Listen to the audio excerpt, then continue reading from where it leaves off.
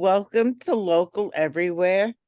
My guest today is Pippa Bartolotti, my neighbor from Bethlehem, New York. I'm from Albany, and Pippa is going to talk about the book that she just wrote for children. So, Pippa, tell us about your book, what you named it, and why.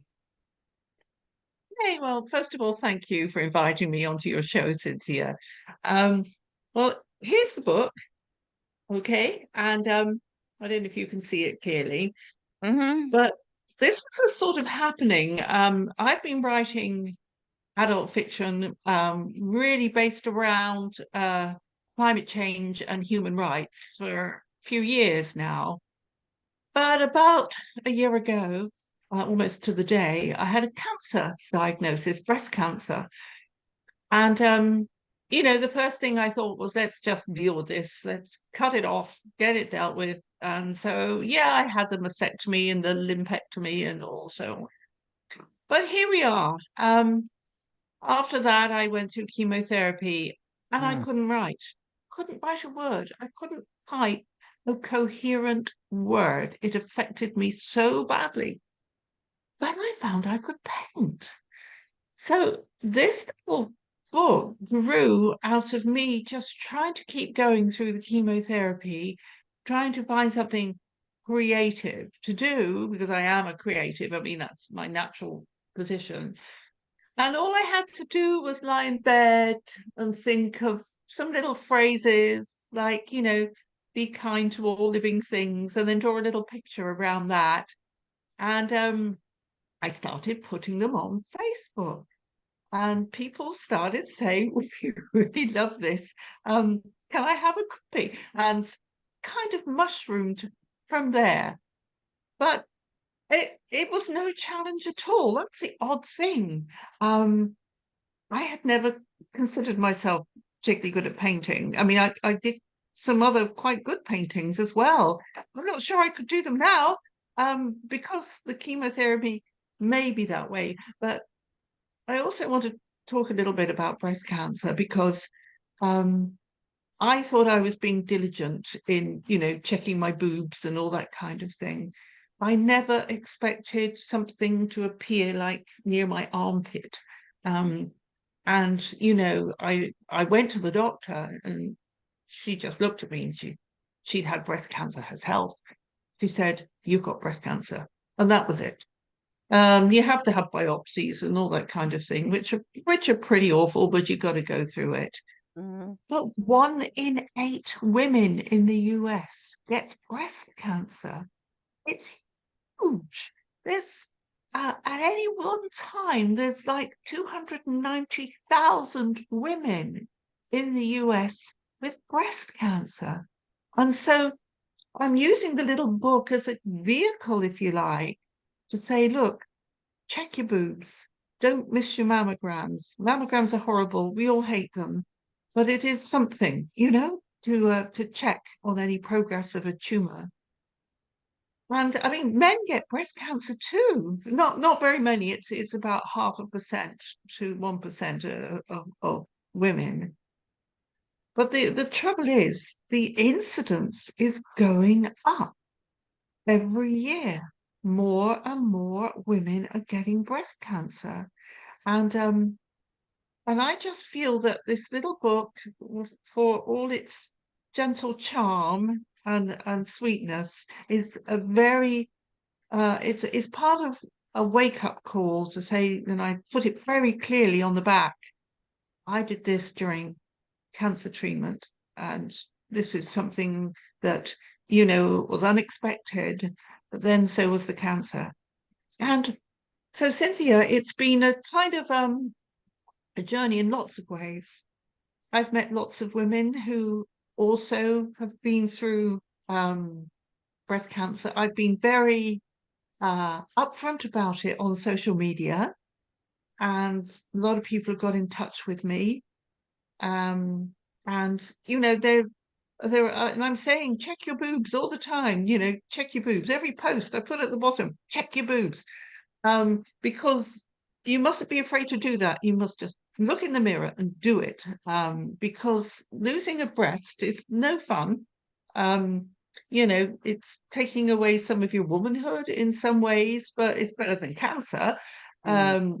So you just do it, but a lot of these are avoidable. And the main causes, can you believe, are obesity and age. Well, you can't do anything about your age. Um, Not really, not yet. But yeah, watch your weight. And also bear in mind that although most incidences are in white women, um, the second highest incidence is in black women, but they also have the highest death rate. So there's a lot to take on board when you look at the stats. Um, and although the World Health Organization has stats on world incidences of breast cancer, they're not really a lot of help. I mean, Afghanistan, it looks as if there's a low rate, but there's no medicine for women in Afghanistan at the moment. There's no obstetrics, there's nothing to check it. So nobody knows what the rate is. These poor women are just having to get on with it and die, which is terribly sad. So awareness is really important. So, your newest book is geared towards children, correct? Yeah, it is. I did it for my grandchildren. I mean, I thought I might die anyway, so it'd be nice to leave them something they could read. Uh-huh. So tell us a little bit about, the theme of your book. Well, I don't know. How do I put this in a nutshell? It's about love. I think that's probably the main theme. It's about the kind of love which is also respect. It's about the way we would respect each other, our planet, the living things around us, and all forms of life and all walks of life. So I touch on a few things that make people smile. There's one here which makes a lot of people smile. It makes Joe smile anyway. Where is it? This one. It's never too late to be a superhero. Mm-hmm. So they're all little characters of Joe and me. Yeah. And on this, I've got there's me, She-Bird, saying, "Can't wait for the flying lessons." And there's Joe, who's super bloke, saying, "I'll check the insurance." So we've got kind of our personalities to some extent shining through.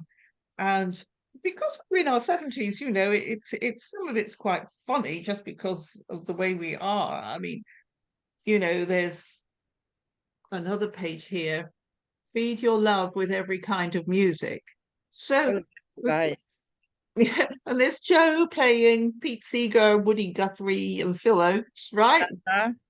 And there's me playing Mozart, Beethoven, and Oh, Bach. funny. Wow. So you Uh-huh. see, you see that there's this kind of interplay between two different personalities who've got it together. And I've got summed up in, let me find the page. This one. I'll just show you this one quickly. And this one is, there's Joe sitting at his computer, and there's me dancing around the garden. And it's the phrase, if you can't read it, is it's good to know different people need different things from life. So Mm-hmm. this is, again, it's talking about tolerance as well as respect for each other in relationships as well as, the broader sense. Mm-hmm. Um, and I felt that, I guess I felt that we're losing a lot of that. We're losing a lot of tolerance. We're losing respect for each other's and for other ideas. And we're kind of devolving in some ways. You know, when I was growing up pretty much in the 70s, when you start being more aware of life around you, the 70s was a moment of great exuberance. Um, I was a fashion designer. The streets of London were full of excitement and, you know, idiocy and, you know, creativity bursting out everywhere, not just in London, everywhere.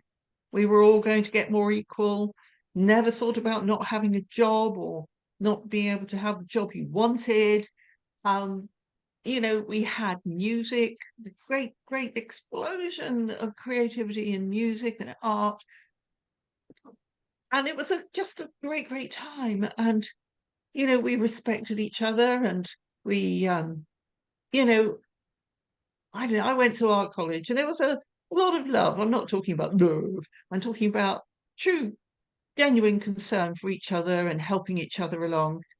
And I feel that somehow in the intervening years, that's all fragmented and has been taken away by the harshness of our politics and the machines that drive the money.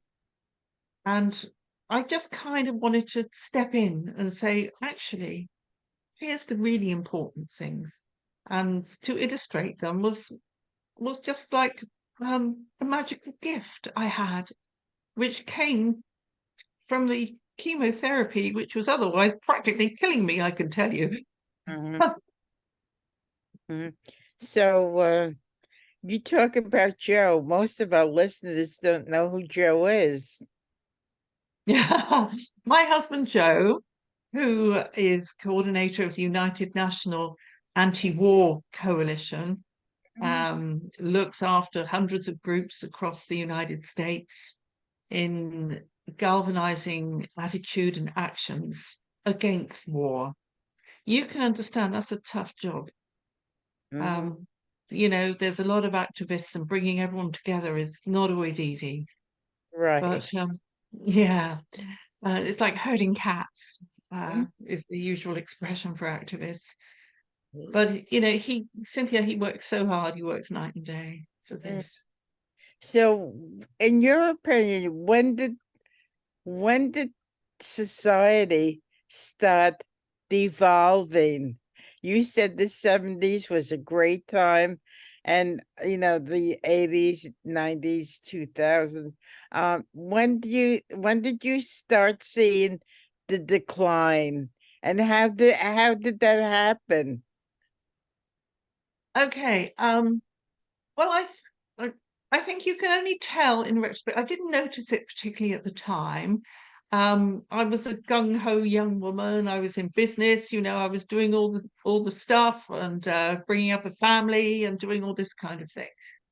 Looking back, I'm not sure we even made it to the end of the 70s with the true inspirational period that we had.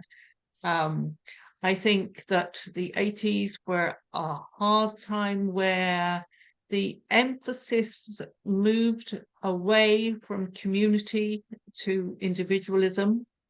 And I think this individualism has been um, detrimental to human development as a whole, and also detrimental to human rights, to civil rights. I mean, why in America in 2020 was it? Do we have to have Black Lives Matter? Why are we still doing this? Where is the tolerance? Where is the depth of understanding for each other?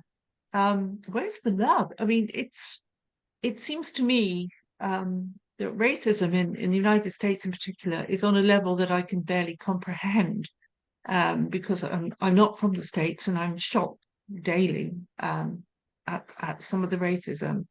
But it's still there, and 200 years have passed. Mhm. I mean, we've had 200 years to turn that one round. And and I think that this is part of the devolving, that we, instead of going forward with civil rights and women's rights and, all the programs that we managed to force into government in the 70s, we're having to fight for every one of them. Take abortion rights, take anything. Everything has to be fought for all over again. And I feel that killingly, we're still going in the wrong direction. And I dread to think where we're going to end up. But Cynthia, I see what's happening in Gaza right now, today. You know, the children who've been killed just while we've been speaking. And nobody's trying to stop it.